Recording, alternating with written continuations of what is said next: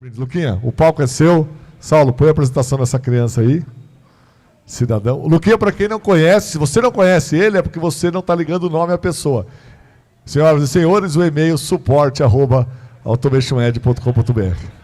Eu vou mudar meu nome oficialmente para Lucas do Suporte. Toca lá, Luquinha. Calma aí que ele vai colocar ali. Que a gente sacaneou tudo aqui, teve que mudar tudo, as telas. Quer dizer que acabou a nossa apresentação, é chopp. A tua é do Rosni, sim. Então, Rosni, quer vir já? Tá bom já. Automation Edge, legal. Beijo do gordo. Olha lá. Então, pessoal, beleza? Fernando aí já me apresentou, mas com certeza a maioria de vocês aqui já falou comigo pelo menos alguma vez, por mais que não conheça meu rosto. O e-mail do suporte sou eu que cuido lá. E uma coisa que muitos de vocês pedem é formas melhores da gente controlar a fila, né? Do scheduler, por exemplo, se tem como chamar fluxo sem ser via scheduler ou coisas assim. E eu vim trazer aqui um pouco para vocês sobre a API da Automation Edge, que acho que muitos de vocês não sabem nem que existe às vezes. Eu fiquei sem o troço. Onde é que tá? Me deixa despreparado. Como é que faz aqui? Para baixo? Show. Então, né, que nem eu falei, talvez vocês nem saibam que existe uma documentação bem robusta de API para vocês poderem interagir com a Automation Edge, né, com o portal de vocês em específico. Dentro dessa API, a gente tem essas categorias. Então, basicamente, vai ser ali a autenticação, né, normal das APIs. Vai ter o login e o logout. Você vai ter opções de user management, então criar e deletar usuários, alterar senha, setar as políticas de permissão, esse tipo de coisa.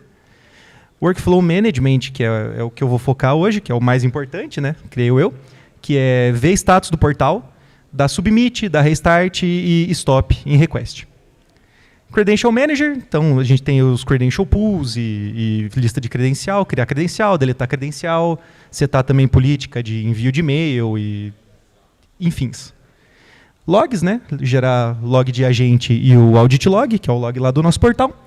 E a opção de file handling, que a gente vai olhar um pouquinho também, porque ela entra junto ali na opção de workflows, né? A gente às vezes quer deletar, baixar um arquivo de alguma request, ou subir um arquivo para fazer uma request, tem essa opção também. Então, em vez de ficar explicando, não vou ler a documentação aqui com vocês, né? Ninguém tem saco para isso, eu vou mostrar alguns exemplos, criei alguns exemplos meio genéricos, mas eu acho que interessantes para vocês poderem ter uma ideia, pelo menos, do potencial da API. Então, o primeiro exemplo que eu fiz, está tudo meio junto, né? Mas é o Request Manager, que eu quis chamar ele aqui. Ele vai pegar uma fila, espero que vocês estejam conseguindo enxergar legal, né? A gente passa do computador para a telona aqui, a resolução, a gente acha que vai ficar de um jeito. Mas eu montei aqui um fluxo A. Ele aponta aqui, olha que legal. Ele tem aqui ó, o fluxo A. Esse fluxo A, eu montei ele de uma forma aqui, que ele tem uma alta frequência de chamada, só que uma alta taxa de erro possível. E, né, só para ilustrar, eu trouxe aqui algumas mensagens, por exemplo, input compatível, sistema fora do ar, erro crítico, situações, né, que vocês podem extrapolar aí para a vida de vocês. E esse tipo de situação ele é ruim, né, porque às vezes não tem muito o que fazer. Você não tem como mudar o fluxo. Às vezes o sistema é ruim, às vezes você tem que interagir com alguma coisa que volte mesmo. Site de governo, está fora do ar. Então, como que a gente faz para lidar com isso? Para não ficar, às vezes, um fluxo travado uma noite inteira, que você deixa lá, putz, queria que tivesse feito 40 coisas, cheguei 7 da noite, travou o fluxo, cheguei no dia seguinte, não fez nada, ficou tudo na fila. Então, temos esse outro carinha aqui, que eu chamei ele de Instance Checker. A única coisa que ele faz, ele pega as últimas 100 entradas da fila de requests, vê quais que deram failure, quais que deram diverted, e monta tudo dentro de um CSV. E eu falei daquela parte do file management, né? Mas daí eu vou ter que ficar gravando, sei lá, ficar deixando na minha máquina, ocupando espaço. Mas na verdade não. O que ele faz aqui, tudo bem, você pode clicar nele para baixar o arquivo. Mas esse arquivo também ele poderia ficar escondido. E mesmo assim ele ficando no sistema, no servidor da Automation Edge, via API você consegue usar ele como input de um próximo workflow, que é o próximo workflow aqui, né? Que ele vai... só ilustrando aqui, né? Ele vai montar um CSV desse formatinho aqui. Então tem uma lista de retries, importante mencionar isso também, né? Que não só retentar arquivos é uma coisa legal, mas também você pode ficar perdendo execução, ficar enchendo a sua fila com um monte de retry de uma coisa que às vezes realmente não vai dar certo. Alguma coisa que realmente é para sair da fila. Com certeza teria uma forma melhor de fazer isso, mas, por exemplo, eu posso setar aqui uma regra de que ele só vai dar 5 retries no máximo, 10 retries no máximo, dependendo da frequência, né?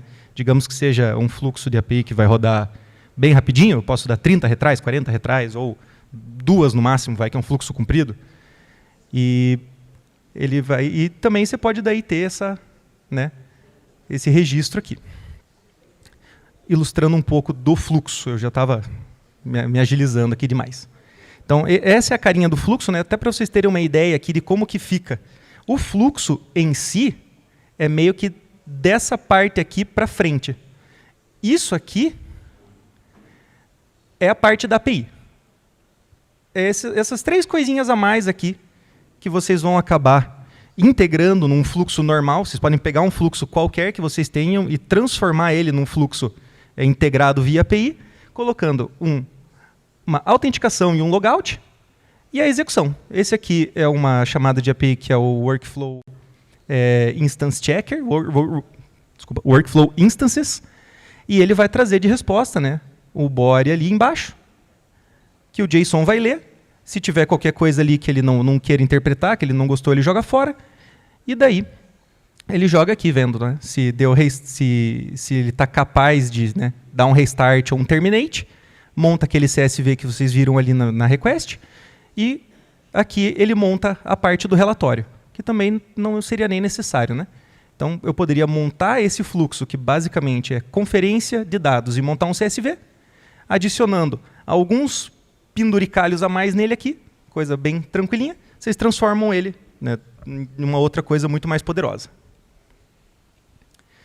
Esse aqui é o fluxo que, então, depois disso, ok, montei meu Instance Checker, e agora quero ler esse CSV e executar os meus fluxos. Quero, então, agora dar um restart neles, ou stop, ou se ele tiver estourado o tempo máximo, lá, fica aquele quadradinho vermelho lá, abortar a execução. Vai ser também aqui. A ideia é praticamente a mesma, né? Uma autenticação. Aqui é onde eu vou... Esse pedaço inteiro aqui em cima, na verdade, né? Eu estou pegando aquele ID, esse UUID aqui, é o ID daquele CSV dentro do servidor da Automation Edge. Então, eu não preciso ter ele salvo fisicamente em lugar nenhum. Eu posso ver isso daqui no portal, eu já baixo ele para o meu fluxo, que vocês sabem que se ele estiver rodando pelo agente, daí quando termina ele já deleta, faz tudo isso sozinho. Faz o CSV input daquele arquivo que vocês viram, aqui que ele está conferindo, né, no máximo de 5 retries, e daí manda o restart. E daí, ó, o UUID ele está pegando daqui. Então, esse arquivo que está aqui, na verdade, ele está lá dentro do servidor. A gente não precisa ter ele, não precisa estar dentro da máquina que gerou ele. Ele consegue capturar direto de lá. Né, tá ali. E daí... Opa, apertei no botão errado. Depois que dá o play nele, né, ele roda aqui tudo em sequência, já vai fazendo as chamadas de API e o seu fluxo vai evoluindo. Ele chamou ali o API Restart ali em cima e os fluxos aqui, né, voltando né, que estava tudo de vert e de failure, ele vai deixando tudo new e vai executando de novo. Então, né, às vezes ele vai dar errado de novo, às vezes vai dar certo, o que seja. Ele vai te trazendo as novas informações e você não precisa parar, né? Você não precisa travar a sua fila caso alguma coisa dê errado, daí não vou conseguir seguir para frente, ou vou realmente deixar travado e o robô não vai ficar a noite inteira sem rodar. E mais uma possibilidade, que é uma coisa que muitos de vocês também pedem, eu quero que o fluxo X rode depois do meu fluxo Y. Eu tenho um fluxo que ele roda, ele vai, sei lá, baixar boleto do e-mail. E daí eu tenho um outro fluxo que ele faz o OCR desse boleto. Eles são fluxos independentes, que eu posso montar um scheduler, por exemplo, para rodar né, deles meio espaçados assim, mas não é o que eu queria. Eu queria que ele, sabe, capturou o e-mail. Tinha e-mail para capturar? Tinha PDF para baixar lá, de boleto? Eu quero que ele já rode, eu quero que já faça outro. É um exemplo, é uma coisa que já foi pedido algumas vezes no suporte, se tinha como fazer, e tem. A gente pode pegar, né, fluxos independentes, A, B, C, D e E, que eu quero ter eles independentes, eu quero ter um scheduler para cada um, porque o input deles pode realmente vir separado, ou eu posso ter eles em série. Eu quero ter as duas opções. Então, né, fluxos aqui que são independentes, tenho um input e um output para cada um. Eu posso montar, por exemplo, uma scheduler que vai chamar tudo de uma vez, vai linkar esses fluxos, né, transformando tudo num processo único, fazendo o input de uma coisa, o output de um fluxo virar o input do próximo.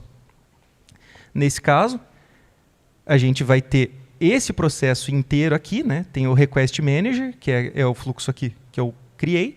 Ele vai chamar, por exemplo, o meu fluxo A, o mesmo da execução passada, está tudo linkado. Ele chama ele 3 vezes em sequência, né? Fluxo aqui de alta taxa de erro, mais alto volume. Já checa para ver se deu tudo, né, para montar aquele CSV e já dá um restart.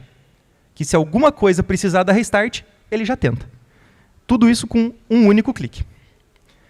Daí, só ilustrando aqui, né? O execution start do Request Manager já fica ali esperando. As APIs ficam executando ali o fluxo A, que vai restartar, e depois ele vai fazendo tudo isso, uma coisinha depois da outra. Então, espero que vocês tenham aprendido alguma coisa nova aí, alguma possibilidade nova. São opções que a gente tem dentro do Automation Edge que acabam passando meio desapercebidas, acabam não sendo muito exploradas. E se alguém tiver alguma pergunta, alguma coisa, espero que vocês tenham gostado aí da... Palmas pro Luquinha, galera.